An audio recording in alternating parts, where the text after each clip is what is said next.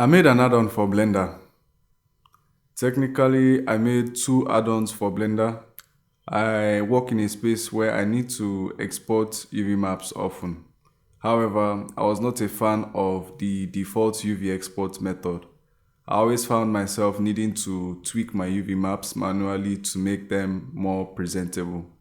So these add-ons address that issue. The first one is called Export UV Maps by Material. This one lets you export your object's UV maps per material. You can change the dimensions of the UV maps with it. However, the default output is black grid lines over a transparent background. The second one is more customizable. It's called Export UV Maps with Seams.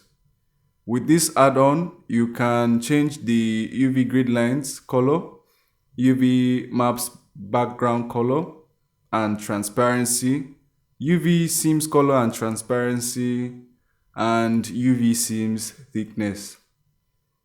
If you find these features helpful and time saving, you can get them for yourself.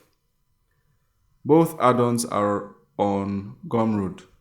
You can find their respective links in the video description. Thank you for watching this video.